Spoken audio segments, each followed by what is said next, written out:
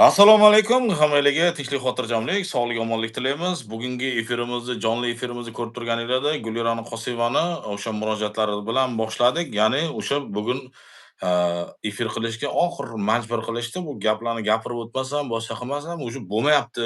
Ko'pchilik holatlarda, ba'zi bir holatlarda chegaradan chiqib ketish bo'lyapti. Tarafkashlik holatlari bo'lib ketyapti. Hattoki O'zbekistonda yashab turgan odamlar bir-birini go'shtini yeb, bir-biriga tarafkashlik qilib, bir-biri bilan juda hali bir narsalarning orqasidan ziddiyatga kelib qolyapti. Shuning uchun men gapirmasam bo'lmaydi degan holatda hozir majburiy mana shu efirni yoqishga harakat qildik. Shuning uchun hozir Gulira'ni Qosimovani o'sha murojaatlarini eshitib o'tamiz. Undan keyingi ba'zi bir holatlarga oydinlik kiritib o'tamiz.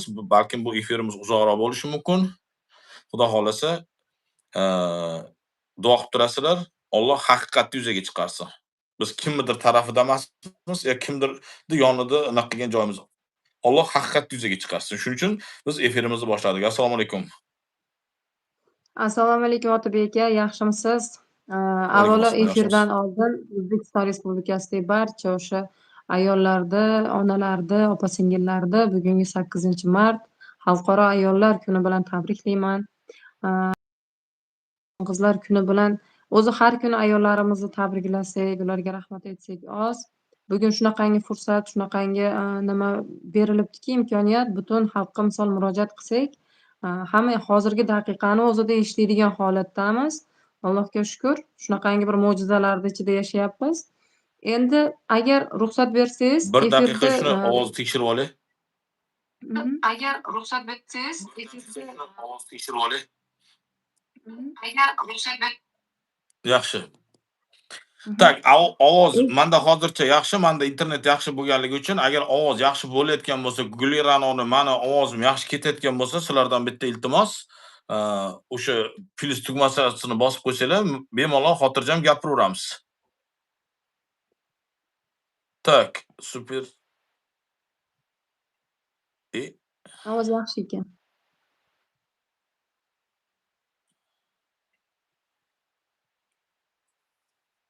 Yaxshi deyish. Tak, boshladik. Aha. Demak, rahmat. Bugun Otabek Hamidovda ham, Sirojiddin Mediada ham, sizni nimalaringizni ham, kommentariyalaringizni hamma joyda tabriklashyapti. Rahmat kattakon tabriklar uchun. Men agar ruxsat bersangiz, gapimni boshida Saida Shavkatovnaga, ya'ni kim? Administratsiya rahbari, prezidentimizni haligi birinchi vakillaridan bo'lgan xodimlariga murojaat qilmoqchimanki, kuni kecha nimani ayol sudyalarni bayramoldi yig'ilishlarida administratsiyamiz rahbari Saida Shavkatovnani bizlarga yetkazdirgan bir ajoyib xushxabaridan ham xursand bo'ldim, ham qaysidir ma'noda ko'nglim achishdi. Sababi Saida Shavkatovna aytishdiki, prezidentimiz navbatdagi bir ajoyib qarorni imzolaganlari biz O'zbekiston ayollarida judayam bir kuchli mehrni uyg'otib, shu bilan birga aynan meni hozirgi vaziyatimda oliydigan bo'lsangiz, birozgina xafa bo'lgan holatim ham bo'ldi. Hozir bu murojaatni to'g'ridan-to'g'ri efir vaqtida yo'llashimga sabab ko'pchilik aytadiki, bu qizga yozib berishyapti, bunga kimdir o'rgatyapti, bu o'sha yozib bergan narsalar murojaat qilib chiqyapti. Yo'q, mana to'g'ridan-to'g'ri efirda murojaat qilmoqchimanki, hurmatli Saida Shavkatovna, siz kuni kecha aytib o'tdingizki, Shavkat Miromonovichni ayollar va bolalarga bo'lgan zo'ravonlikka endilikda murosasiz kurashishlik haqidagi qarorni imzolaganliklarini aytib o'tdingiz. Shu o'rinda men aytamanki sizga, men mana 1 yildirki o'z haq-huquqlarimni so'rab kurashib chiqyapman. Oddiy misol 24-dekabrda aynan shu ichki ishlar xodimlari internet tarmoqlarida sizdirilgan videolarni ham ko'rishingiz mumkinki, hatto kiyinishimga imkoniyat berishmagan. Vaholanki o'sha kuni chap oyog'im yaqqol ko'rinib tursa-da, hali hamon u jarohatlar eski deb o'sha gapni ushlab turishibdiki, agar eski bo'lsa, nimaga o'sha o'zlari tarqatgan videolarda ham u tan jarohatlari yo'q? Vaholanki, ikkita ekspertiza bu tan jarohatlarida o'sha kuni yetkazdirilgani, bittasi eski deganim bilan, bittasi o'sha kunga taalluqli deb bergan. O'sha 7 ta tan jarohatlari qani bo'lmasa? Agar shu narsalar bor bo'lsa, haqiqatdan rost bo'lsa, men eshitgan gaplarim to'g'ri bo'lsa, sizdan iltimos qilamanki, shu ayollarning huquqlari buzilgan holatga murosasiz kurashishni mendan boshlang. Hurmatli prezidentimda Farg'onaga tashrifi bo'ladigan ekan, buni nima qilib eshityapmanki, hurmatli prezidentim Shavkat Miromonovich, Siz prezident bo'lganingizdan beri ko'rib turibmiz. Tan olish kerakki, ayollar haq-huquqlariga murosasiz kurashilinyapti. Tanzila Norboyevani, Saida Shavkatovnani ko'plab chiqishlari yoki aytaylik chet davlatlarda grantlar yutilganlik holatlari hammasiga guvoh bo'lyapmiz. Bugungi kunda chet davlatdan menga judayam ko'plab odamlar to'g'ri nimani rus tilida, ingliz tilida bemalol gaplasha olaman. Shu tilda murojaat qilib chiqing, biz sizni haq-huquqlaringizda aynan o'sha nimalarda yutilgan nimalarda, loyihalarda olib chiqamiz deyishyapti, lekin men vatanimni yaxshi ko'raman. Men bilamanki, O'zbekiston Respublikasida hali hech bir ayol shunchaki qolib ketmagan tahqirlanib. Men o'z huquqlarim uchun mana keyingi oy aprel kelsa 1 yil bo'ladi. Mana 1 yildan beri men o'z haq-huquqimni himoya qilib kurashyapman. Sizdan agar o'sha tan jarohatlar eski bo'lsa, o'zlari sizdirilgan videoda menga 7 dona chap oyog'imdagi tan jarohatlarini ko'rsatsangiz, xalqni oldida aytyapman. Men boshqa kurashmayman agar. Haqiqatdan men eski tan jarohatlarni shantaj qilib, ichki ishlar xodimlariga tuhmat qilib, o'sha kuni menga yetkazdirishdi degan bo'lsam-u, lekin o'zlari nima qilib sizdirilgan videolarda u narsa demak, buni o'sha kuni yetkazdirilganligini tushunish qiyin emas-ku. Demak, sizdan iltimos qilamanki, yo o'sha tan jarohatlarini beringlar, yoki o'sha kundagi tezkor tadbirda qarorini beringlar, yoki o'sha kundagi tezkor tadbirda videosini beringlar. Men to'xtayman.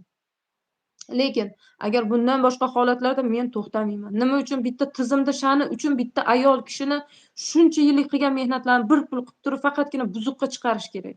Qachongacha bitta nimalarda bir tizim yoki nimanidir xodimlarni ularni qilgan bir ko'rkirona qilgan, bir haligi vahshiylarcha qilgan ishlarini shunchaki boshqa narsalarni vaji bilan yopishimiz kerak. Axir prezidentimiz bugungi kunda ochiqlik siyosatini talab qilishmayaptimi? Axir bugungi kunda hamma mana shu blogerlarga, internetdagi misol jurnalistlarga, ommaviy axborot vositalariga ochiqlik siyosatini o'sha qo'llab-quvvatlayotgan davlatimiz rahbari emasmi? Nima uchun bugun bizni ovozimizni o'chirishga harakatlar bo'lyapti? Oddiy misol Andijondagi sudni olaylik. Men internetga ko'p chiqmayapman. Andijonda dastlab 100 ga yaqin odamlar kelayotgan edi. Lekin ming afsuski kuni kecha eshityapmanki, ayrimlarini 183 bilan, ya'ni mayda bezorilik bilan ayblashyapti ekan. Kimlarnidir shunga ogohlantirishyapti ekan. Nima uchun menga borib maslahat berish yoki ochiq sudni tomosha qilishga borgan oddiy xalq javobgar bo'lishi kerak. Hurmatli Shavkat Miromonovich, axir sizni o'zingiz ochiqlik siyosatini qo'llab-quvvatlayapsiz-ku. Hurmatli Saida Shavkatovna, balki sizlarga boshqacha ma'lumotlar yetib borayotgandir. Balki bitta tizim o'zini bir chirkin o'yinlarini bekitish uchun kimlarnidir qora qilib, kimlarnidir yollab, haligi o'zini bir tayin tarovati yo'q, o'zini bir nimasi yo'q odamlarni yollab sizlarga boshqacha ma'lumotlarni yetkazdirayotgandir. Axir men nohaq bo'lsam, nimaga unda bular shunchadan beri birorta bir dalil yoki biror nimani keltirib berisholmayapti? Nima uchun biz O'zbekiston Respublikasini ayollarini qaysidir bir chet davlat fuqarosi, qaysidir bir burchakka tiqinib olgan bir haligi manqurt odam so'kib chiqish kerak? Nima uchun biz ayollarni oddiy mana shu sud jarayonlarini boshqacha provokatsion holatga yetkazdirilishi kerak? Men bu narsalarga men nafaqat O'zbekistonda ayoliman, nafaqat, balki men bugungi kunda ham davlatimizda pedagogman, davlat xizmatchisiman, hurmatli Saida Shavkatovna. Meni endi qo'ya turing, qolgan mana shu Furqat tumanidagi barcha ishlab ketgan rahbarlarning oilalari-chi, quda-andalari-chi, ularni yaqinlari-chi, farzandlari-chi? Otalari haqida bunaqangi gap so'zlar, asossiz bo'lgan tuhmatlar, hattoki birorta dalil bo'lmagan tuhmatlarni bugun keng ommaga qo'rqmasdan olib chiqishyapti. Nimaga? Sababi bor. Yaqinda mana Yusupov davlat ustidan ariza qilsam, ichki ishlardan menga xat keldiki, hech qanday tekshiruv o'tkazdirilmasdan ularga xizmatlari uchunmi bilmayman nima uchun unda meni tuhmat qilib chiqsa ham ishqiy munosabati boshqa dalili yo'q. Lekin uni nimasida harakatlari jinoyat alomati aniqlanmadi deb menga javob xati berishdi. Unda na bir ekspertiza bor, na u bolani tushuntirish xatisi bor, na meni chaqirib bu masala haqida tushuntirish olingan. Shunchaki murojaatni yopish uchun birgina imzo bilan uning harakatlarida jinoyat alomati aniqlanmadi degan javob kelyapti. Qolgan holatlarda ham nima bitta davlatda ayolini, bitta davlatda pedagogini xohlagan odam chiqib xohlagancha nimasida ko'yida yomonlashi mumkinmi? Buni qanday tushunish mumkin? Nima uchun biz davlat uchun biz sog'lig'imizdan kechib, tunu kun ishlab, o'sha hokimlar, o'sha eski ichki ishlar rahbarlari, o'sha prokurorlar, o'sha nima soliq rahbarlari kunu tun sektorlarda ishlab davlat uchun xizmat qiladi-yu, kuni kelib qaysidir bir ahmoq chiqib ularni nimasiga, xulqiga, tarixiga noto'g'ri baho bersa, bunga hamma jimgina tomosha qilib, bo'lmagan gaplarni, tuhmatlarni jimgina eshitami? Axir shuncha xizmatchilarini sha'ni, qadr-qimmati, obro'yi qayerda qoladi? Hurmatli Saida Shavkatovna, bundan keyin qaysi ayol yurt uchun jon berib ishlashga tayyor bo'ladi? Qaysi odamlar yurt uchun ishlashga tayyor bo'ladi? Axir ertadan keyin ular ham ishlab ketgan joyida buzuqqa chiqib tursa, kim ham ishlagisi keladi, hurmatli Saida Shavkatovna? Bugungi kunda siz qo'ying, urgan, kaltak yegan ayollarni qo'ying. Internetda mana 1 yildirki meni dodim butun YouTube'ni bosyapti. Hamma zerikdik, boshqa qildik deganlar ham topilyapti. Qo'llab-quvvatlaganlar ham topilyapti. Men-chi men? Men qachon o'z hayotimda to'liq yashab keta olaman? Qachon men o'zimni fuqarolik konstitutsion huquqlarimdan foydalana olaman? Qachon ular hech qanday dalilsiz, nimasiz faqatgina rahbarning topshirig'i bilan bajargan xodimlar qachon bir qonun oldida javob beradi? Hurmatli Saida Shavkatovna, axir birinchi tergovda ham men 6 oy kutdim. Endi bu tergovda ham hozir qolgan xodimlarga nisbatan Farg'ona viloyat prokuraturasida 141 prim 3 bilan B bandi bilan jinoiy ish qo'zg'atilgan. Bir guruh shaxslar tomonidan degan bandi bilan. Xo'sh, bu uchun ham vaqt o'tishini kutishim kerakmi? Yoki ularni yetkazdirgan tan jarohatini o'sha o'zlari sizdirgan videoda ham ko'rinmayapti-ku, eski bo'lsa. Nima uchun men yana qayta internetga murojaat qilishim kerak? Axir konstitutsiyada belgilangan-ku. Belgilab qo'yilgan haq-huquqlarimni berilishida sizdan amaliy yordam so'rayman. Mana to'g'ridan-to'g'ri jonli efirda hech kim o'rgatmasdan o'zimni uyimda yashab turgan holatimda sizga murojaat qilib chiqyapman. O'ylaymanki, shu kunga qadar qaysiki tahqirlangan, qaysiki bir nimasida bir hayotini izdan chiqarishga harakat bo'lgan ayollarga siz va hurmatli prezidentimiz juda ko'p bora yordam berganinglarni. Tanzila Narbayevani ham xususan murosasiz kurashganlarini guvohi bo'lganmiz. Meni masalamda ham amaliy yordam so'rayman sizlardan. Hozirgi tergov bo'layotgan holatda ham men Farg'ona viloyatidan Toshkentga ko'chirilishida amaliy yordam so'ragandim. Vaholanki bu vaziyat ham jim. Qarang-da, Otabek aka, meni videoyim internetda tarqatilinyapti. Shuncha tahqir, shunchadan keyin ham meni o'zim detektordan o'tkaziryapman. Hozir ko'p narsalarni gapirgim kelyapti. Hozirgi tergov holati bo'yicha ko'p narsalar gapirgim kelyapti. Lekin shunda ham men rozi bo'ldimki, bu qochdi. Demak, o'zida ayb bor ekanda, deyilmasligi uchun rozi bo'ldim. Aslida jabrlanuvchi menman, lekin haligacha shunaqangi bir mantiqsiz holatda turibdi, muallaq holatda turibdi. Nima, vaqt o'tib yana bosib bo'lishini kutyapmizmi? Nima uchun bitta tizimda sha'ni uchun bitta ayolda hayoti barbod bo'lishi kerak? Bizni xizmatlarimiz-chi? Bizni davlatga qilgan xizmatlarimiz-chi? Aynan bugun meni ketimdan yomonotliq bo'layotgan, meni hatto aqalli bir ismimni yaxshi bilmagan rahbarlarni yomonotliq bo'lganichi? Axir ular umrini shu kasbiga baxshida qilmayaptimi? Ular umrini shu kasbini orqasidan tunu kun ishlamayaptimi? Qachongacha ular davlat xizmatchisimiz, biz chiqolmaymiz, biz gapirolmaymiz deb o'tiradi-yu, yomonotliq bo'lib yashash kerak. Rasmlarimiz, bizning shaxsiy ma'lumotlarimiz, hattoki bu prokurorlarni tanish bo'lmagani qolmadi Otabek aka, Furqat tumanida birorta menga tanish bo'lmagan odam qolmadi. O'sha chet eldagi bir tayin tarovati yo'q odamlarni kanallarida yuribdi. Nima uchun biz bunga murosasiz kurashmaymiz? Mana kiberxavfsizlikka ariza qilganman, o'sha Timur raisga ham, Sevar Alimjonovasiga ham, Dilnur Kamilovga ham hammasiga ariza qilganman. Bular hozir shug'ullanishyapti. Endi hali buni ham natijasini ko'ramiz. Shuncha haqoratdan keyin, shuncha davlatda ayollarini haqorat qilgandan keyin ham agar bizda haq-huquqlarimiz himoya qilinmasa, bilmadim keyin nima qilish kerak. Bilmadim, lekin hech qachon men chet davlat axborot vositalariga hech qanaqangi ma'lumotni bermoqchi emasman. Men faqatgina o'zimizni, davlatimizni rahbari bor. Bizni davlatimizga ishonib saylaganlarimiz bor. Shu insondan yordam so'rayman xolos. Endi rahmat, uzr, jichcha bunday nimada ochig'i mana 1-2 kundan beri bu haligi noo'rin tuhmatlar suyak-suyagimdan o'tib ketyapti Otabek aka. Men tobora yashashga, haligi bir bor e'tiborimni yana ta'limga, o'zimni hayotimga qaratishga harakat qilgan sarim nimagadir yana kimgadir kerak bo'lyaptimi yo faqat meni mavzuyim shunaqa bir turib turish kerakmi, yozgacha tushunmayapman.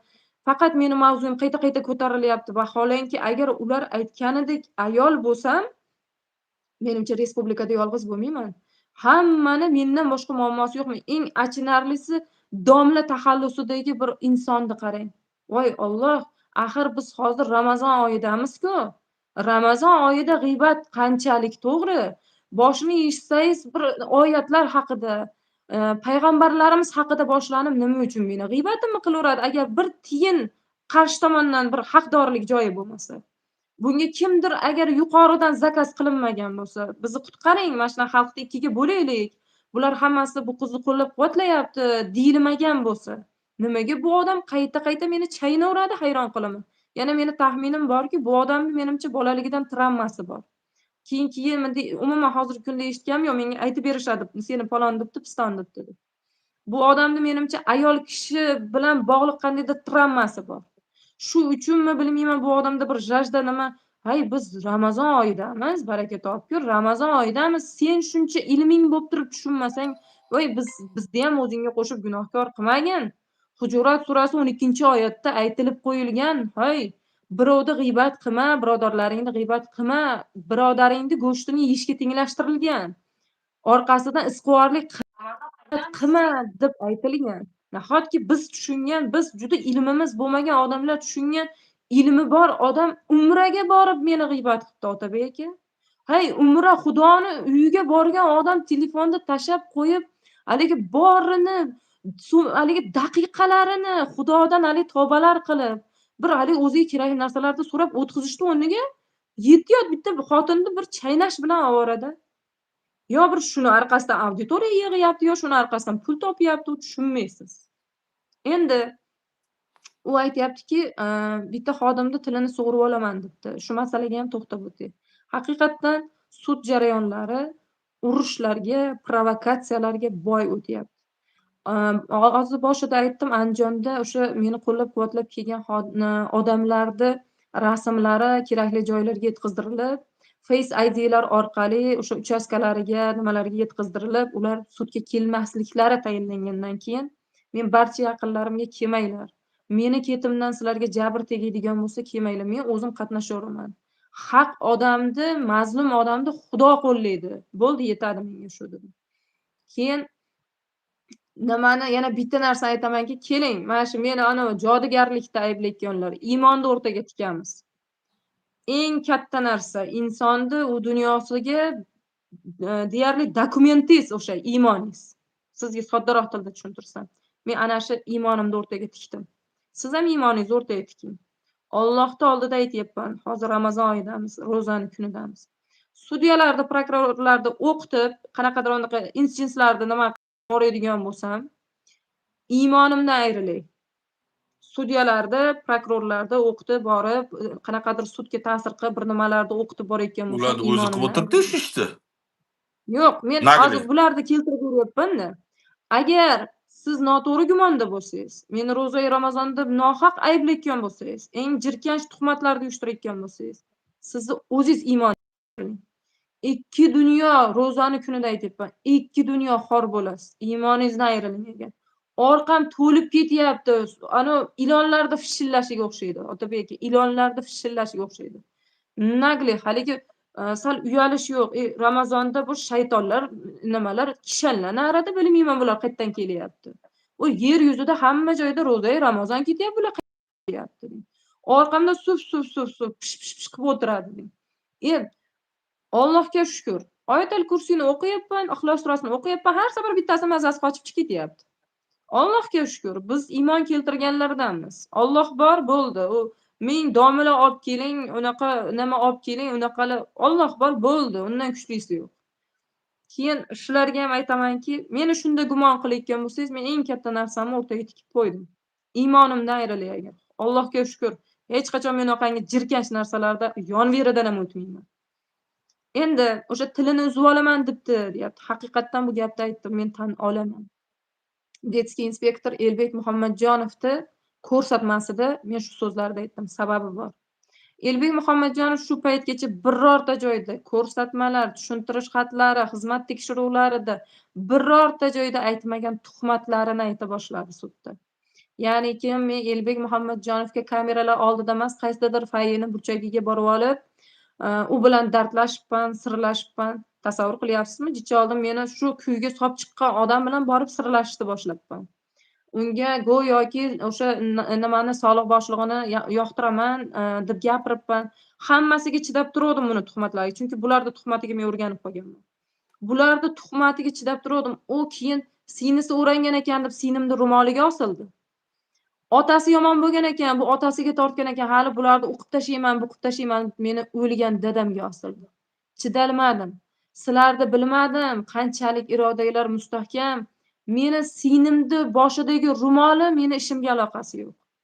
Meni o'lgan otam o'lib ketgan, 18-yil o'lgan. Meni ishimga aloqasi yo'q. Nima uchun menga bo'lgan tuhmatga chidasam ham, singlimni boshidagi ro'moli bilan otamni o'lib ketgan otamni gapirsa men jim o'tirishim kerak. Turib aytdim, aralashtirma singlim bilan otamni dedim. Tilingni uzib olaman hozir seni qilayotgan tuhmatlaringga dedim. Dedim, men gapirgan gapimni tan olaman. Haqiqatdan shunaqangi dedim. Lekin undan ortiq birorta gap so'z, birorta nima domla bir taxallusini ostidagi bir haligi shayton sifat odamni gapi yoki bir yaqinlari kunida yara bergan, lekin keyinchalik ko'zini yumgan bir ayollarning gapi emas. Men o'zimda o'sha yerdagi real holatimni aytyapman. Kuni keladi, sud tugaydi. Suddagi holatlarda audiosini olib chiqamiz, ana shu odamlar uyalib qoladi. Sudni noto'g'ri talqin qilgan odamlar hali uyalib qoladi. Allohga shukr, aytda shallaqlik qilaydigan ham boshqa. Eng qizig'i mana Otabek ko'ryapsiz. Kim kelsa aytyapman, savol ber menga. Ber men bilan gaplash deyapman. Aytdi jim chiqadi. Savol ham bermaydi. Nima ham qilmaydi, manaqa chiqib olib 80 xil gapni gapirib tashlaydi. Essiz o'shunaqangi odamlarga, essiz. Keyin men u ayoldan xafa ham bo'lmayman, chunki hozir siz misol meni mana nimada sudlarimda qatnashib, qanchalik haligi nima o'zingizni qo'lingizdan kelgan yordamingizni berayotgan bo'lsangiz aytdi, misol yo'nalishingizdan kelib chiqib. U ayolni ham atrofida vaqtida shunaqangi insonlar turgan. Bugun o'shalar bilan qirilishib turgan odamlar vaqtida uni qo'llab-quvvatlanishida, xalqqa uni ovozi yetib borilishida, hech kim eshitmayotgan vaqtida eshitishgan. Vaholanki, qo'pol bo'lsa ham, uyat bo'lsa ham aytaman, birov meni ko'rpani tagidan tortib olgan yo'q. Birov u narsani isbotlagan yo'q. Birov shunday tugatib yuborgan yo'q. Sud o'z hukmini o'qigan, ikkita xodimga bo'lsa ham hukm o'qilgan. U ayolda unaqangi bo'lmagan. Odam jichcha bunday orqasiga qarab turib, bir o'tmish bilan ham hisob-kitob qilib turish kerak deb o'ylayman menimcha. Endi yana bir gapki, 102 ga telefon qilgan bola. 102 ga telefon qilgan bola u dedi, bu dedi, haligi advokat kim deyishadi. Advokat degan advokat bo'lish kerak katta ehtimol bilan. Uni ovozi, anaqa retorika hamma o'shanikiga to'g'ri kelyapti. Keyin yaqindan chatda ham o'sha gapirib yuruvdi. O'shani ovozidan tanuvdik-ku. Haligi nima Bekzod akadan keyingi o'tirgani. Qolgan advokatlar shu paytgacha bunaqa pastkashlik qilgan yo'q qarshi tomon. Tanib aytish kerak, ular bilan ko'p tortishamiz. Endi bu haligi yuridik pozitsiya aytdiki, hamma o'zini fikrini, qonun, qaror, plenumlardan kelib chiqib bildiryapmiz. Lekin bu odam bilan haqiqatan ko'p tortishdim, sababi delani hali o'qib ko'rmagan. Juda ko'p joyda men delani joyigacha aytib ko'r, sen noto'g'ri gapiryapsan, delani bilmaysan hali degan narsalarni aytdim. Uni tan olaman, lekin shu darajada bir pastkashlarcha ma'lumot yetkazdirishi hali u bilan o'sha suddan keyin audio zapisda birga bir qo'yib turib chiqarib beramiz. Odamlar o'zi keyin bunday fikr bildirib olaveradi, u aslida kim? Kimligi uchun bir begona davlatni fuqarosiga shunaqangi qilib yordam so'rab etagiga yopishyapti? Vaholanki agar advokat bo'lsa o'zini pozitsiyasidan kelib chiqib turadi, sudda shunaqangi ko'rsin, sudya bilan urushib ketdi. U hali sudya bilan urushalgan yo'q. Xo'p, 102 ga telefon qilgan bola aytdiki, men Gulirani Qosimovani oldindan yaxshi tanir edim va haqiqatdan umi, emasmi, shuni bilish uchun telefon qildim dedi. Soliq boshlig'i aytdiki, men dedi mashinani dedi, otamni mashinasi edi bu. Men slujebniy mashinada yurardim. Sen qayerdan bilding? Xodimlarim ham bilmasdi bu mashina menikiligini. Xo'p, tonirovkani qo'ya tur. Hurmatli sud, hozir chiqamiz dedi. 1 metrdan ham ko'rinmaydi ichari deyapti. Keyin aytyaptiki, shunaqa, bu bunaqamikin dedim, oshxonalarda yurar edi dedi haqiqatdan. Lekin agar ahamiyat bersangiz, mendan oldin ham o'zlarini advokatlari ham, Jasur Rasulov ham, sudyalar ham qaysi oshxona kim bilan bir necha bora savol berdi, bu javob bera olmadi. Qaysi oshxonada kim bilan borganman, nimani tushungan, u haqida javob bera olmadi. Va meni jami 19 ta savolimdan 16 tasiga eslolmayman deb javob berdi. 16 tasiga men aytdim. "Agar sen" dedim, "qishlog'ingdagi kelinni bilarkansan, tanirkansan meni" dedim. "Nimaga sen 102 ga telefon qilganingda notanish ayolni olib kirib ketdi degansan?" desam, "Ismingizni bilmasdim" dedi. "Nimaga bo'lmasa Akbar akamni xotini demading, qishlog'imni kelini demading, nimaga murojaatingda unaqa demagansan? Endi nimaga bunaqa deyapsan?" desak, yana haligi bola "Bilmayman, eslolmayman." Keyin tuman prokuraturasiga o'tib ketdi. Ular majburladi, ular nima qildi. Keyin men savol berdim. Tuman prokuraturasi seni majburlab qo'l qo'ydirgan bo'lsa, nima uchun 22-kuni kirganingdagi tushuntirish xatingdan keyin 23-kuni kirib yana qo'shimcha tushuntirish xati beryapsan? Seni majburlagan, zo'rlagan joyga yana kiraverdingmi ertasi kuni? Qo'rqmadingmi? Desam, "Yo'q, kiraverdim" deyapti. Keyin aytyapman, ular bir vaqtlar sudlangan nachalnikka Akmal Xajayevni ustidan bu ariza qilgan ekan. Uni Mmm. qayerdan bildi prokuratura? Sen aytmasang bilmasdi-yu" desam, "Bilmayman, eslolmayman."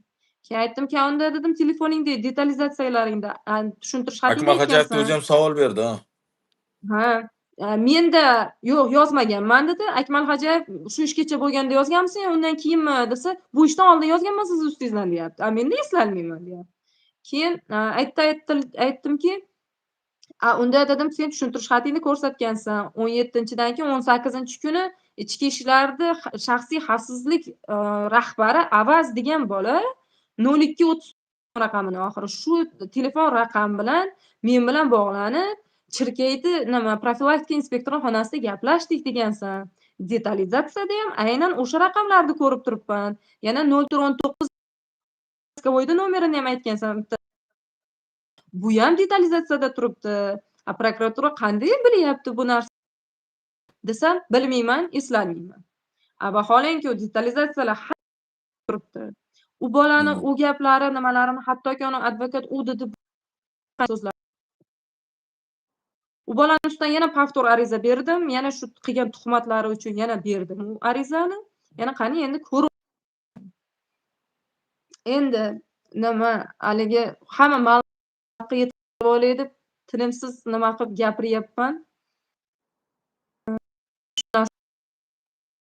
Vaqtinglarni ham tejash. Keyin kuni kecha chiqqan Gulhayo degan qiz haqida. Gulhayo degan qiz qanday paydo bo'ldi? Qayerdan paydo bo'ldi? Buni to'g'risi o'zini ovozlarini ham tushunish qiyin emas. Gulhayoni gaplariga ahamiyat beradigan bo'lsangiz, uni 2-etajidan hammayoq ko'rinib turadi, deyapti. Demak, Mhm.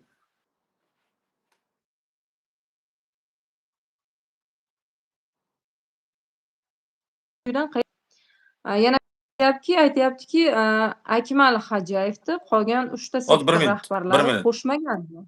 1 minut. Kechirasizlar, efir qotmayaptimi? Звук нормальныйmi? Pils bosib yuboringlar. Efir qotmayaptimi? Звук нормальныйmi?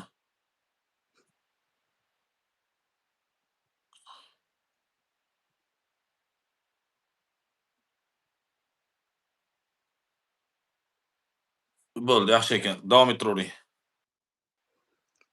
Endi ularga ahamiyat beradigan bo'lsangiz, butun boshli ichki ishlar rahbarini, tuman hokimi, tuman prokurori, tuman soliq inspeksiyasi rahbarlari ajratib qo'ygan ekan. Bu haqda biz endi eshityapmiz.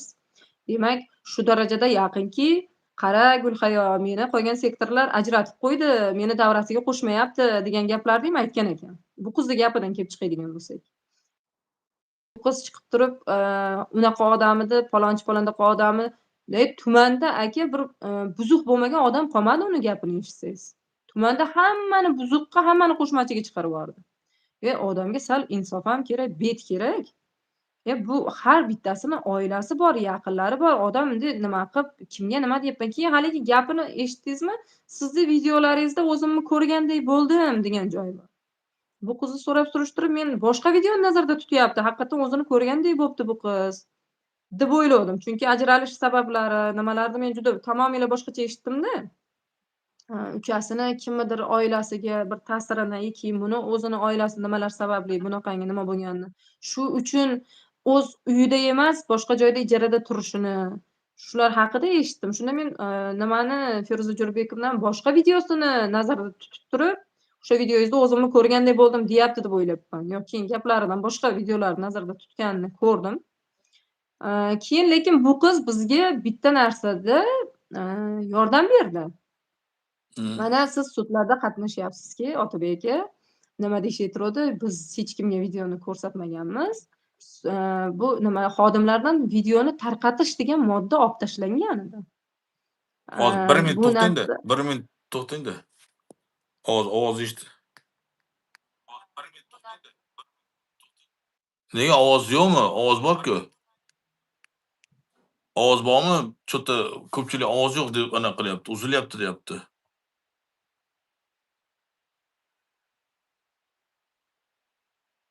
Bo'ldi, davom ettiraveramiz.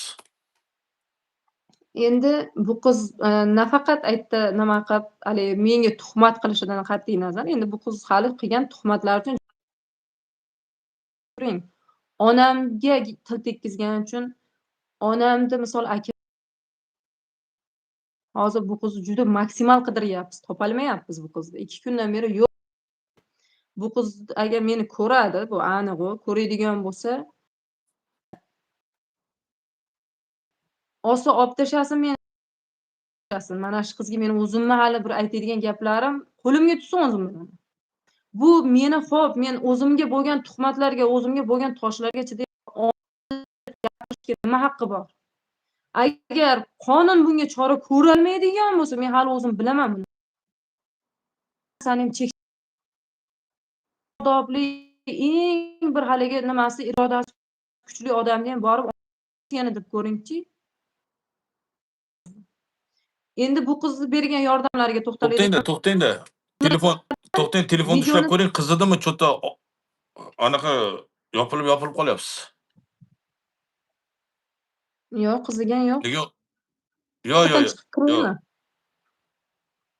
cho'ta qotyapti deyapti ko'pchilik. Yo bo'lmasa shunaqa qiling, kirib Hop, boshqatdan chiqing. hop. Xullas hozir endi mana shu efir qotayotganligi sabab hozir shu bir nima qilsin, hozir boshqatdan yana kiradi. To'g'risi kommentariyani o'qimayotganligimiz sababi ruscha ketyapti. Mana bitta ruscha ketyapti. Men 1000 harakat qildim. Cho'ta bu yerda anaqa qilmayapti.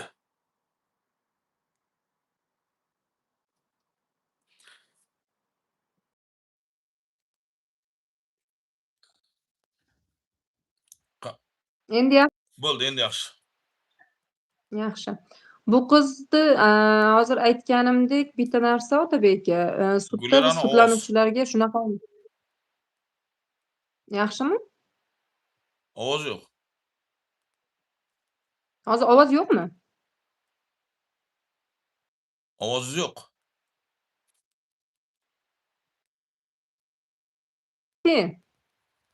Yo, cho'ta boshqatdan kirib chiqing-da, cho'ta ovoz kelmayapti menga.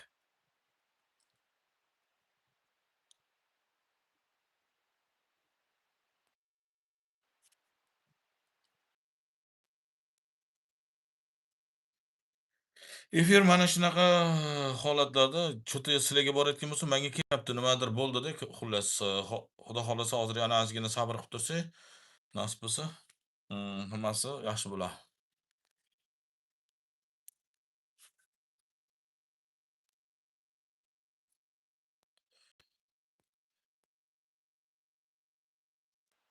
Gapirib Endi-chi? ko'ring-chi.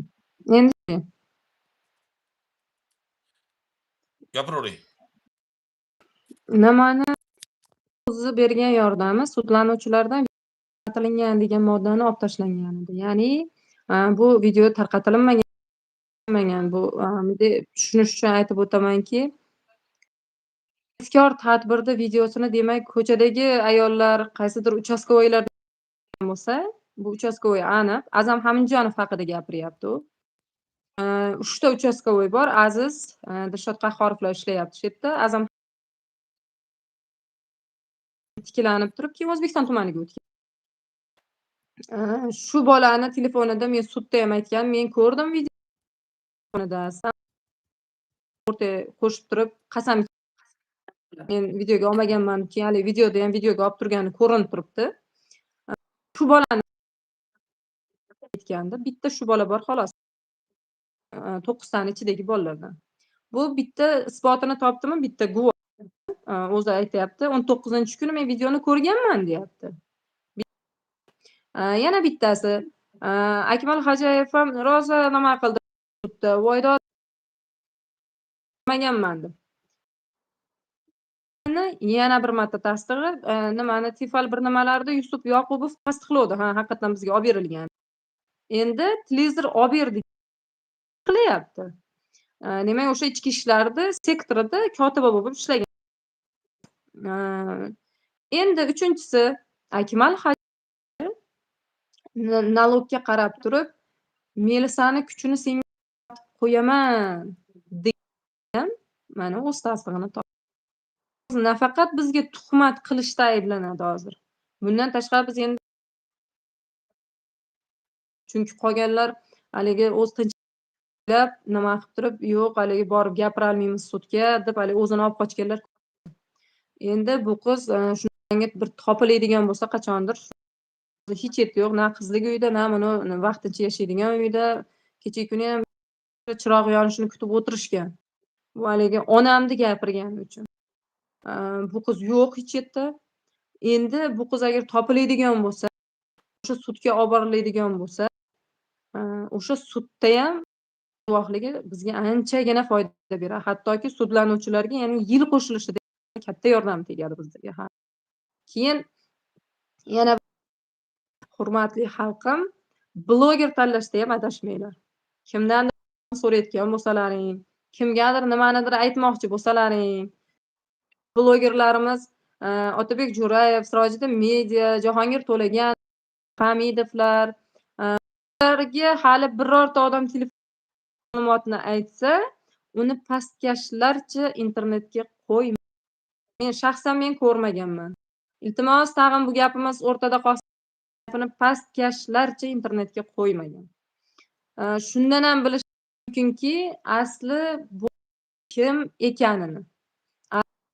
O'sha shallaqi ayol ham aslida kim ekanligini, boshidan qanday kunlar o'tib uni yonida turganlaridan ko'rlarcha harakat qilib bugungi kunda unga haligi qaysidir ma'noda do'stlik qilaman deb qadrli qilgan odammi shunchaki podstava qilib turib o'z manfaati yo'lida axir u hozir agar adashmasam Feruza Jo'rabekovni yuridikani o'qiy turadi.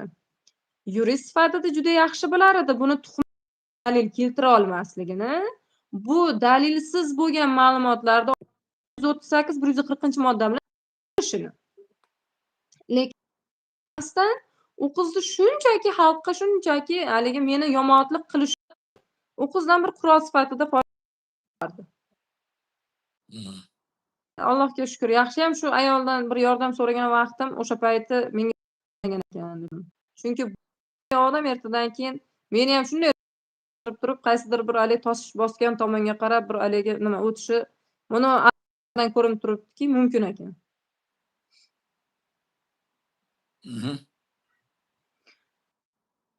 Yana bir gap, sizlar kredit olib shu blogerlarga berdi degan odamlarga aytib qo'yay. Haqimda Otabek Jo'rayev, Kunuz, Hamidovlar, Sirojiddin Medialar, Aziz Rahmon ota, yana ko'plab Jahongir To'laganovlar, juda ko'plab odamlar yordam qo'lini cho'zgan, jurnalistlar yordam qo'lini cho'zgan. Mana ro'zai Ramazonda aytyapman, sizlar xotirjam qilinglar. Bularga bir tiyin bergan bo'lsam harom bo'lsin. Barcha odamlar nima qilib, to'rtta soqolni qo'yib, ikkita keltirib orada g'iybat qilmasa ham Xudoni tanigan odamlar ekan yordam beraman. Hattoki o'sha samarqandlik advokatim Shahruz ham birgina iltimos qilib yordam nima qilsak, mana Otabek Jo'rayev turib homiylar topishdi. Mendan Otabekka misol olganinglar yo'q, misol u bolaga 1000 so'm berganim yo'q. Keling, mana Ramazon oyida shu qaysiki jurnalist blogerga, qaysiki bir nimaga 1000 so'm berib harom bo'lsin. Lekin bular shunchalik qo'llab-quvvatlaydi. Men har nimamda men hozir mazlumman. Xohlagan holatingizni qabul qiling. Men mazlumman. Hozirgi holatimda shu jurnalist blogerlarni mana shu sudga kelayotganda har bir qadamiga ajr Xudodan so'rayapman. Har bir savol Hozir, men 1 minut. Ko'pchilik hozir zvuk yo'qolib qolyapti, deyapti. Telefon xizmatimi? Kimda hozir yo'q, mana shu telefon qotyapti? Kimda qotyapti?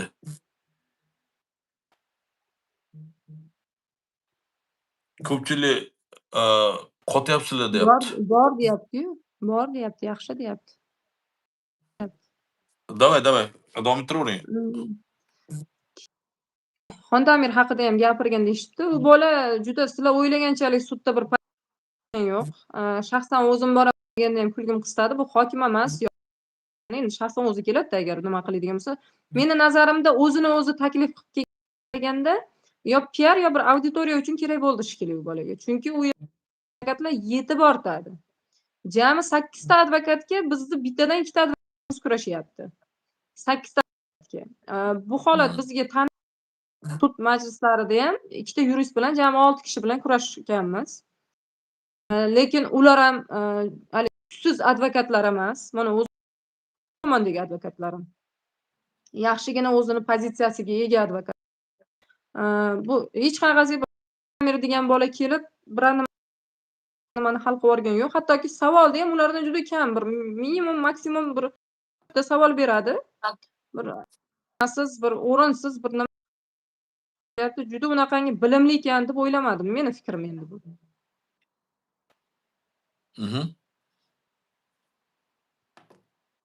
Men boshqa SMS-larga ham javob beryapman. Yo'q, men ovoz debman. Keyin bu vaziyatda nimani o'tgan suddagi janjalni gapirib chiqishibdi o'sha advokat. U bu devorda haqida gapirdi deganlar bor. Agar o'sha odamlar ko'rdiki, sud tanaffus e'lon qildi. 5 minut tanaffus e'lon qilganda menimcha ovoz uzilyapti shekilli. Ovoz kelyapti, deyapti. Hozir yana chiqib boshqatdan kiraman. Shunday qiling. Xo'p. Xudoyo. Menimcha shu efir nimadir bo'lyapti. Telefon qisib ketsa, mana shunaqa holatlarda bir qotib qoladi. Joninglar sog' bo'lsin.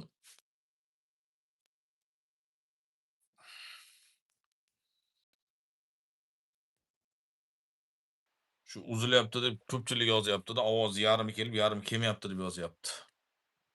Endi yaxshimi? Bu hozir endi boricha amallab turamiz. Endi keyingi efirlar nasib bo'lsa, chiroyli qilib videolarga olib qo'shishga harakat qilamiz. Shu nimani e'lon qilib qo'ygan uzilib qoldi. Izoh bersin. Shunday. O'sha sud masalasida gapiriladigan bo'lsa, buni berildi. Meni ortimdan borgan bo'lsa, shu 4 ta 5 kishi. Faqatgina 2 kishi kira oldi xolos. Qolganlari eshik tagidagi ichki ishlar xodimlariga rahmatki, bilmayman, ular ham meni juda bir boshqacha bir haligi nafrat bilan qabul qilyapti. Meni ortimdan borgan odamlarni imkon qadar kirgizishmayapti. Folbin, romchi, bir nima domlalarni qo'yishyapti. Hammaga insof beraversin. Shu holatda ham shunday bo'ldiki, 5 daqiqa sudlanuvchi advokatlar o'zaro maslahat qilib olishi uchun sharoit yaratish maqsadida sudlardan tortib bizgacha chiqarib yuborishdi. Ular VKS orqali o'sha televizorda nima qilasan, ko'rsatma berasanmi deb shuni maslahat qilish kerak edi. Shu vaqtda chiqqan vaqtimizda ayollar turli xil gapirishni boshlashdi. Ham eshitib turdim va o'sha onasi o'zidan o'zi haligi shaltoq gaplar bilan nima qilishdi. O'sha yerlarda kamera turibdi. Buni 100% bir ko'ring. Agar men ruxsat beraman, misol o'sha sud nimasiga ham iltimos qilardimki, agar chiqarib ko'rsatavringlar o'sha sud zalidagi holatni, koridordagi. Bunaqa, bu palon, piston, endi har xil gaplar bo'ldi. O'zimni shu vaqtda keyin Akmal Hajayev qani buni qarindoshlar u bo'ldi-da, keyin qo'lidan ushlab, aytidan ushlab, chekkaga surib turadi. "Esla xudolar" dedim, shunaqa ushaverasizmi? Nima qilasiz meni nimamni, qarindoshimni og'zinglarga kelganini deb tursam, u bo'ldi, bu bo'ldi, so'kinib ketdi. "Seni" dedi, "farzandlaring" dedi, "sendan or qiladi. Sen palonsan, sen pistonsan" dedi. "Ey" dedim, "kim yutdi" dedim. "Seni farzandlaring ham" dedim, "shunaqa deydi-ku." Chunki men bu gapni ko'p aytyapman. "Voy, meni yutdi demanglar birorta joyda. Hammamiz yutqizdirdik." Bitta ahmoqni saviyasizligi, uquvsizligi, bir qaysidir bir otasini erkatoyiligidanmi, tanish bilanmi, bir otasini davlatidanmi, birpasda kelib qolganligini ketidan o'zi tumanu 2 yil jabr ko'rdi. Shuni asoratida biz lekin men yutmadim. Meni endi buzuq desa, ularni sudlanuvchi deb aytadi. Hech kim yutmadi bu o'yinda degan nima. Keyin unga aytdimki, "Voy" dedim, "meni bolalarimni buzuqni bolasi desa, seni nevaralaringni o'zgardi" dedim. Boshqacha provokatsiya qilib yetkazdirishdi. Vaholanki Otabek aka, ularga nisbatan haqiqatda Jasur Rasulovni otasini u biror marta meni haqorat ham qilgani yo'q. Aytib ko'ryapsiz pozitsiyasini. Umuman hali unaqa provokatsiya qilmayapti. Jasur Rasulovni qarindoshlarida unaqangi narsani ko'rmayapman. Shu ko'rsangiz Akmal Xo'jayev sudda aytdi, 2 ta qizim, 1 ta o'g'lim bor. Birinchi o'sha sudda. Nimaga farzandlari haqida unaqa noto'g'ri ma'lumot berdi, uni ham tushunmadim. Qaynasi aytdi, 3 ta qizini gulday olib yuradi, mana shunaqa odam dedi. Xo'p dedim, qaynasi qanaqadir xotinlarni yetalab keldi. Mayli xo'p, endi bularni iymonini ko'targan nuqtasi shu yergacha ekan deyman, indamay. Endi hamma narsani ham chegarasi bo'ladi. Endi o'tgan safar ular juda chiqib ketuvdi. Ularni gapiga yarasha men gap qaytardim. Yerda yana ular boshqacha juda xunuk, o'ta darajada ayol kishini tilidan chiqadigan so'z bo'lmagan so'zlarni ishlatdi-ham. Mayli xo'p, indamadim. Endi eshakka o'xshab hang'iraydigan odamlarni bilmasdan turib, o'zi qachonlardir bir nima qilgan fosiq buni fosiqligini Komil insonmi degan aka bor edi. U ham bir nima qilib juda chiroyli asoslab berishibdi. O'shani ko'rganimda ham aytdim. Buni asoslab chiqyapti. "Sen fosiqsan. U qizni noto'g'ri ayblayapsan. O'sha Nur surasi 4-oyatini keltirib berolmading. O'shanda aytilgan, keltirasan 4 ta agar buni zino qilganini" degan. O'shanday holatni ko'rgan odam bo'lish kerak deb uni keltirib berdi-hamki, "Yo'q, bu to'xtamay ekan." Erkaklar bilan aytisholmaydi. Erkaklar bilan chiqib tortisholmaydi. Shu meni gapirishdi. Yo'qmi, boshqa muammo yo'qmi? Yo'qmi? O'sha nimalarga, yoshlarga yoki bir davlatga foydasi tegadigan, boshqa bir hozirgi kunda aholini qiynab keladigan boshqa masalalar yo'qmi?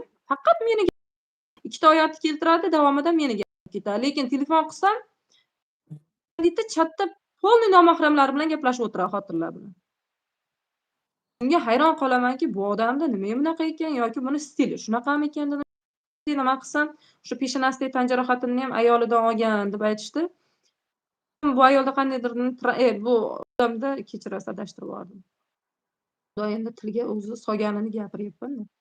Bu odamga qandaydir o'sha ayollarga nisbatan dedim. Menda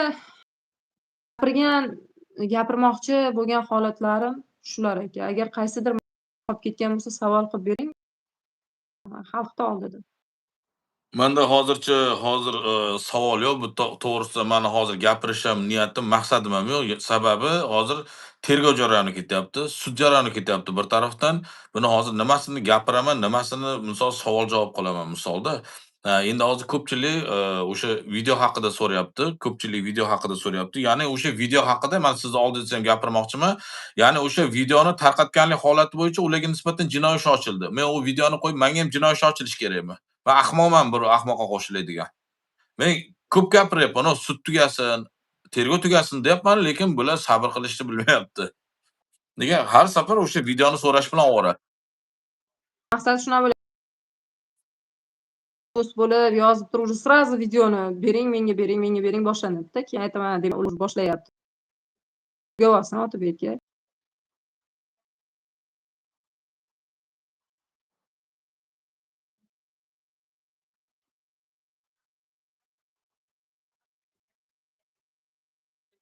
Ochiq sudda turib. Birorta bir nimani chiqaring aka. Mana o'sha holatlar bor-ku, bergan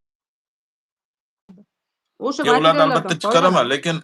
lekin hozir bu bizadagi videoni hozir sud tugamaguncha, tergov tugamaguncha bu Yo, narsani videoni tugagandan keyin o'zi chiqaradigan narsa.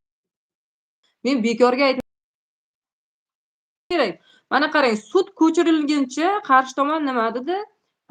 Prokuraturasi Farg'onada pistonchi buni tanish ekan. Shuncha tanishi bor odam menimcha birovdan qarz so'ramaydi aka. Shuncha tanishi bor odam birovdan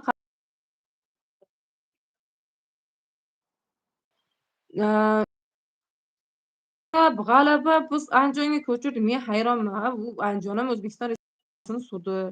Menda misol bir Farg'onada, bir boshqacha, Andijonda boshqacha ko'radi. Surat yo'q menda aka, to'g'risi. Hamma joyda qonun, konstitutsiya bitta bizda. Shularni ko'ngli xotirjam bo'lsin. Ko'ringlar, endi aytdi, qarayapti. Voy sud noxolis bo'lyapti, voy nima qilyapti, o'zlari to'palang qilyapti-da. Bitta bir nohaqlikki ularga hech qanday yapti-da, o'sha yerdagi kelgan odamlarga chora ko'rilindi. Haligi beayb odamlarni ayblashni yana boshlanyapti-da. Bu haligi qaysidir shuni orqasida turgan bitta yo'nalishda o'yinlaridan bittasida bu aka. Endi Andijonda nima deb ayblaydi? Andijon kassatsiya tugasa, aytdi agar hukm o'z holida qoladigan bo'lsa, qolmaydigan bo'lsa men yana kurashaman u. Agar bular aytgandaqa qilib, nima o'z kuchida qolmaydigan bo'lsa, yo bir nima yengillik qiladigan bo'lsa, yo boshqa bo'ladigan. Chunki men qo'limda dalil yetarli. Yetarli dalilim bor. Mana ko'ryapsiz, har sudda rasm edi, boshqa edi, delo, video joyi minutigacha aytib beryapman. Hammasini misol nechta delo aytib beryapman. da. Mana shu holatlarni, mana shu endi Andijondan keyin Andijonda menga kimni tanish qiladi bular?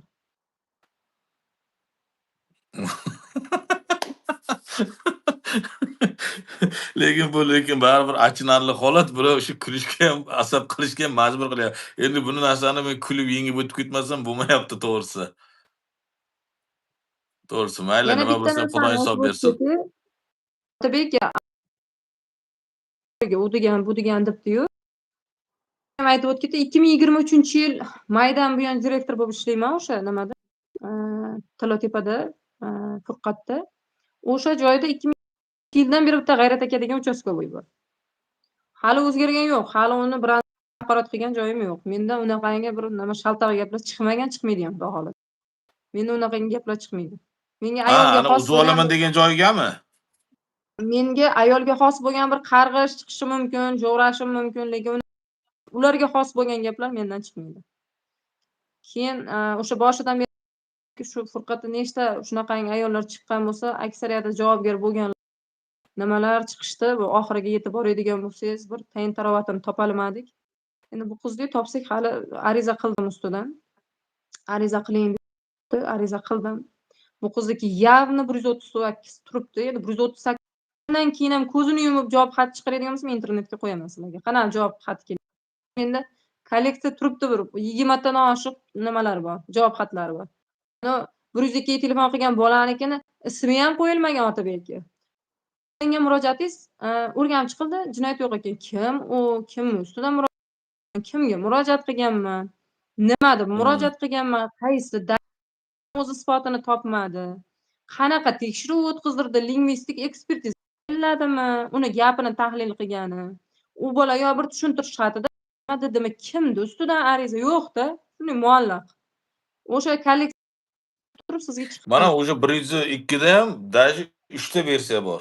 Bitta versiya maktabga voyaga yetmagan shaxs, ikkinchi versiya farrosh, uchinchi versiya noma'lum. Aka, voy shuncha sizga deb hamali ketmaydi-yu. Olib keladi-yu o'sha qaror o'lgirini. U yo'q. Keyin o'sha advokat yolg'onchi advokat aytdiki, sud prokuror menga xabar qilgan degan dedi. "Voy delani och" dedim. O'sha prokuror bilan tushuntirish xati bor. Bizga xabar qilmagan 24 soatda deb aytgan. Desam keyin men adashibman dedi. Har safar sudda mana shunaqangi tortishuv bilan. Ya'ni ko'rmaydi, o'qimaydi, o'rganmaydi, shuni miyasiga kelib qolsa shunaqa chiqib shunaqa shaltoqlarcha gapiribdi. Hattoki hali prokuror o'rinbosarini onasidan so'kibdi-ya. Tarbiyang qilsin. Onasidan odam maqsadiga bunaqangi jirkanch yo'l bilan hech qachon yetolmaydi aka. Endi mana vaholanki hozir, ba'zi bir holatlar ma'lum bo'ldi. Inshaalloh Xudo xolasa biz buni suddan keyin yanada oshkor qilamiz. Kimligini, kimni qanaqa odamligini, asl yuzini ko'rib olasizlar inshaalloh Xudo xolasa. Bular bitta narsadan foydalanyapti bizda, ya'ni o'sha sud materiali hali sud davom etyapti, tergov davom etyapti. O'shandan biz foydalanolmayapmiz. Sababi tergov siri degan narsa bor, boshqa narsa bor. Qayta-qayta gapiryapman. Bular o'shandan foydalanib olyapti. Ertaga kech bo'ladi lekin. Ertaga har bitta gapirganinglar uchun hali qonun oldida javob berasizlar. Har bitta tuhmatinglar uchun qonun oldida javob berasizlar. Agar biz tuhmat qilib biz noto'g'ri holatga olib kelgan bo'lsak, biz javob beramiz qonun oldida. Vaholanki biz Xudo xolasa mana shu 5 tom dela butun audio zapisi hammasi qo'limizda turibdi. Mana hozir endi Xudo xolasa biz buni montaj jarayonidamiz. Buni sekin-sekin kimni asl basharasini o'sha bilib olaverasizlar. Ya'ni men yana bitta narsaga oydinlik kiritib o'tib ketaman. Ko'pchilik 9 ta xodimga nisbatan jinoiy ish ochilgan yo'q dedi. Haqiqatan 9 ta xodimga nisbatan birinchi stansiya sudida jinoiy ish ochilgan yo'q. Ya'ni sudda 46 sekundlik video borligi uchun, bular qasam ichgani uchun biz buni tahqirlaganimiz yo'q, hech qanaqa videoga olganimiz yo'q degani uchun jinoyat alomati yo'q deb o'sha 82 modda bilan ko'rsatilgan. Yana anu befarosatlar chiqarib qo'ygan qog'ozi tagida yozilgan. Tarqatilgan video holati bo'yicha 141-modda 3-qismi banda bilan jinoiy ish qo'zg'atildi deydi. Qayер faktni o'zlari chiqarib o'tiribdi qarorda. Jinoyat alomati borligini, jinoyat ochilganini yana e'lon qilib o'tiribdi. Yo'q dedi, bu jinoyat yo'q dedi. Yana qaysi bir farosat kerak buni tushunish uchun? Qanaqa farosat kerak? Qanaqa aql kerak buni tushunish uchun? Otabek aka, uni tushunishga. Provokatsiya shunaqa ketyapti. Yo'l shunaqa tanlangan. Keyin ularni studiyalarda o'qitgan, nimalar o'qitgan. Agar hamma odam advokat olmasdan domlani olib borib o'tirg'izib Agar ko'radi. sudyani o'qitish kerak bo'lganda, menman degan ubistvalar, menman degan terroristlar, menman degan nima deydi, narko bizneslar qamoqdan chiqib kelardi ular. Mayli, nimani ro'za Ramazon oyi o'zi bir yilda bir oy keladi. Alloh yaxshiyam shu oyga to'g'ri keldi. Mana sudlarimiz ham Xudoga shukr meni tinchib qoldi.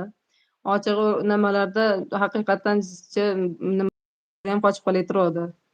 Allohga shukr aytdim. Xudo dedim shu Ramazon nima qilib tugamasin dedim. Men mana shu sudlarim eson-omon o'tib olsin. Bunaqangi iflos ishlar qilolmayman dedim. O'zing guvohsan dedim. Xudoga oson, Xudoni belgilangan nimasida yo'nalishida ketyapti. Endi qolganlarga insof bersin, bizga sabr bersin, sabrimizga yarasha ajr bersin. Yo'q, men kattakon bitta narsaga men tushunmayman-da Gulirani. Men fleshkani ko'rsatdim, mana fleshka deyapman. Uni milisaxonadan o'g'irlab chiqqanimiz yo'q. Birovni cho'chigidan olib chiqqanimiz yo'q. Birovni kompyuterdan ko'chirib olganimiz yo'q. Nagilar aytyapman, bitta xodimni o'zi olib kelib berdi deyapman. Yana nima deyishim kerak? Men hayronman. Qani o'sha fleshka? Fleshka men hozir to'g'risini aytaman, qaytarib berdim. Omonating o'zingda tursin deb men qaytarib berdim. Ertaga buni qo'yadimi, tarqatadimi, nima qiladi? Buni muammosi. Gulira'noni muammosi. Tergovdan keyin chiqaraman. Men mana xalq oldida aytyapman, prokuraturada ham aytib kelganman. Aytyapman. Tergov siri degan narsa bor. Hozir tergovda ekspertiza o'tkazildi. O'sha nima detektordan o'tdim. Savol-javoblardan o'tdim. Shularni aytayapman hozir natijasini. Hozir aytib bera olmayapman. Bunaqa bo'lyapti. Misol nimalaridandirki norozimanki, men nimaga respublika yasiga nimalardanki rozimanki, tergovda tugashini kutyapmanki.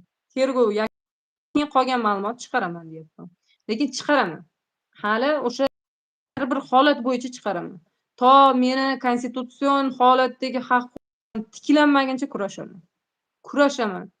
Bular nima deyishidan Alloh bergan umrda yashayman, Alloh bergan rizqini yashayman. Agar meni farrosh desa qolganlar achchig'ingiz chiqmasin. Eshak degan laqab, farrosh degan laqab menimcha qalbga botmaydi. Yaxshigina hazm qilsa bo'ladigan nima. Allohga shunaqangi nom beribdi. Bir hayvonga o'xshatgan yo'q, bir boshqa narsaga o'xshat. Birorta joyda ketimga tepki yeb qochgan joyim yo'q. Kurashyapman. Yuzma-yuz kurashyapman. Keyin kelib olib kuchaymayapman. Qayergadir borib tepkini yeb. chiqib kimnidir g'iybat qilmayapman. Men o'zimni holatim bo'yicha o'zimni yo'nalishim bo'yicha gaplashyapman. Qaysidir ayolni etidan kun ko'rmayapman men. Qaysidir ayolni. Hop, men bu jurnalist, blogerlarga iltimos qilganman. Iltimos, menga yordam beringlar. Yordam beringlar, xalq yuqoriga ovozim yetib borsin deb yordam so'raganman. To'xtang, mana bitta joyga shu yordam so'ragan joyingizda, aynan menda yordam so'raganingiz yo'q. Men o'zim borganman. Shu holatni gapirib bering, nima bo'lganini? Siz birinchi borganingizda Otabek aka sizni ko'zlari ma'lum edi. Meni вообще nafrat bilan kirib borgansiz. Men eslayman. Quva tuman sud. Hali gapimdan xafa bo'lmang.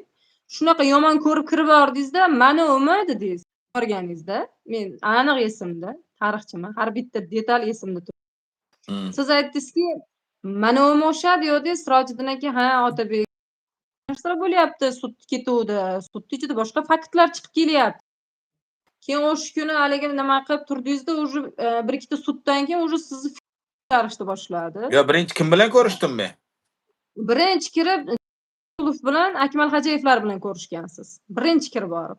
Jasur Rasulov bilan eshigini tagida ko'rishdingiz, Akmal Hajayev bilan haligi o'tirgan sidinning oldiga borib.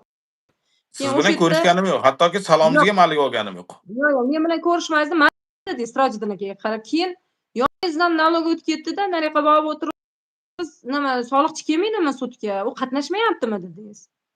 Keyin haligi nima soliqchi mana aniki o'tirgan deb haligi nima qilsa ham, mana jinnimi bilan gaplashganmikan deb haligi nima qilib, o'zinglar erkaklar o'zaro gaplashdilar. Men keyin aytaman, ular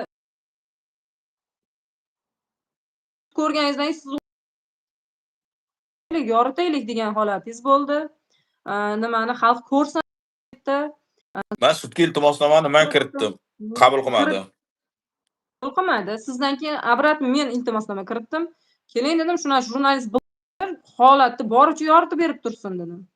Ichki ishlar xodimligi maxfiy ma'lumot chiqib qolish ehtimolini inobatga olib turib, ular bu narsani yo'q.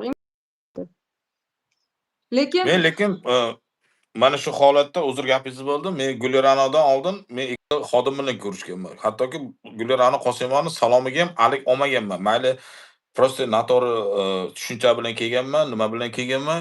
O'sha ikkita ichki ishlar xodimlari bilan gaplashganimizda, o'shanda Jasur men intervyu berishga tayyorman deganda, qolganlari qo'ymagan. Mana lekin Gulirano chaqirmagan. Men o'zim borib, o'sha birinchi ko'rishgan odam shu ikkita shaxs bo'lgan. Keyin bu sud jarayonlarini, tergov jarayonlarini ko'rib, keyin meni fikrim o'zgardi. Keyin ular mendan qochishni boshladi. Ularning orqasi ochilgandan keyin. Xullas, Gulirano hali bo'lmasa, bu masalada hali gapimiz tugamaydi. Hali sud jarayoni davom etyapti, tergov jarayoni ham davom etyapti. Yana qo'shimcha tarzda mana kechagi ikkita, mana bu kechagi ayolda, ikkinchisi mana u Ara magazinda nimasini yana qo'shimcha tarzda o'sha sudga berildi. Ichki ish ustidan yozildi, ariza qilindi. Hali bu narsamiz davom etadi. Hozir mana 1 soatdan oshiqroq efir qildik. Xudo xolasa odamlarni ham zeriktirib yormaylik. Hali bo'layotgan tahlillarda bundan buyog'iga siz bilan sudda mana bor haqiqat kerak bo'lsa, suddan chiqib men kerak bo'lsa efir qilamiz. O'zingizni og'zingizdan chiqsa, qani kimdir haqiqati qayergacha boradi ko'ramiz endi. Bo'ldi aka, sizni tushundim. Rahmat to'g'ri aytyapsiz. Menimcha xalqni qiziqtirgan savollar va ularni o'ylantirgan bir holat deb o'ylaymanki, ariza qiling.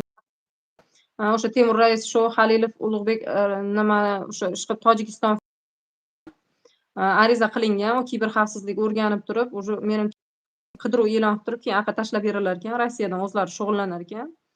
Dilnur ustidan ham Sevara Alimjonovdan ham bor fakti bilan chimyonlik qiz ekan. Uni ham nima qilib turib berdik. Endi u yog'iga qonun o'zlari hal qiladi.